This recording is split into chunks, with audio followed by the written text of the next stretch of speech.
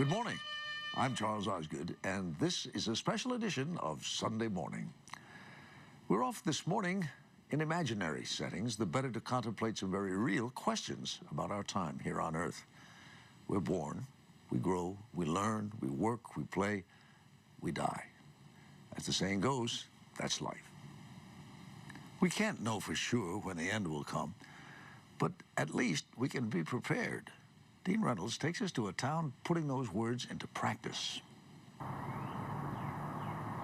La Crosse, Wisconsin is a lively Mississippi River town that talks a lot about death.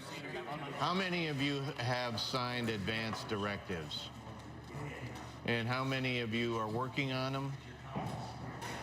We came to La Crosse because at last count, 96% of the people who passed away here had created advance directives. That's the highest percentage of end-of-life planning in a nation where only about 30% of all adults have such a document.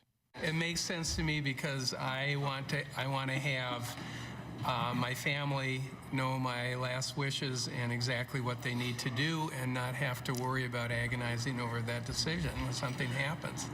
An advance directive is a statement of patient preferences that tells everyone else, this is what I do and do not want to keep me going. And perhaps most important, who will speak for me when I can't. The plan covers all sorts of scenarios and situations. Well, and it also gets down to, as I understand, specifically to who you want in the room? Yeah, they can. Sure. Yeah. And who you don't want in person. Yeah.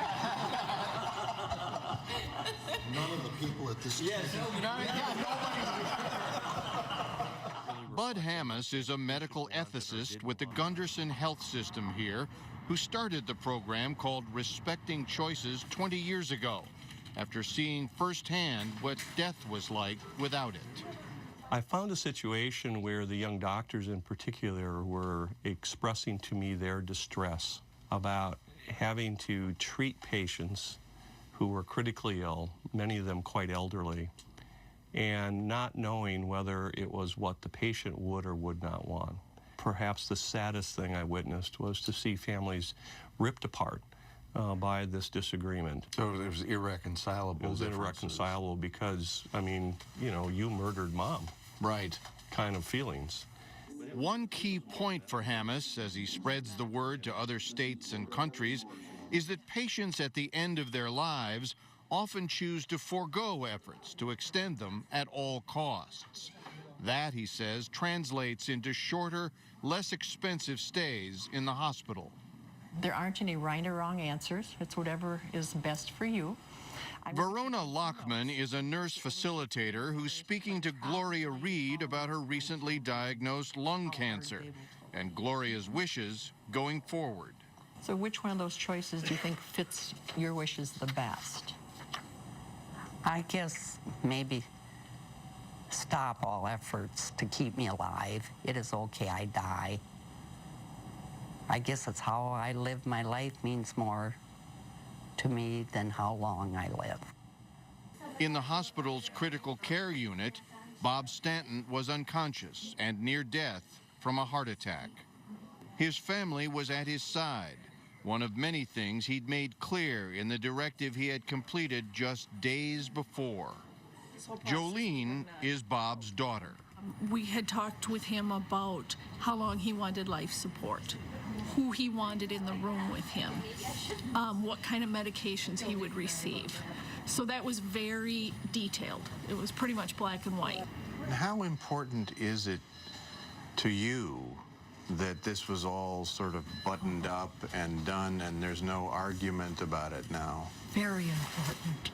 Gloria Stanton is Bob's wife of 56 years.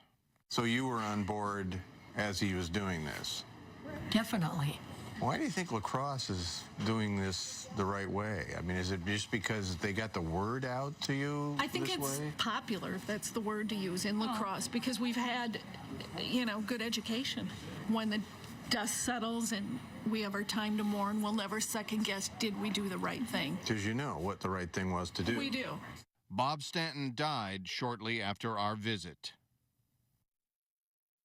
The ultimate content of this conversation, I think, isn't about death. I think the ultimate topic that's being discussed is how people care for each other. And so what comes out at the end of the conversation is, I love you, and I now know how to take good care of you.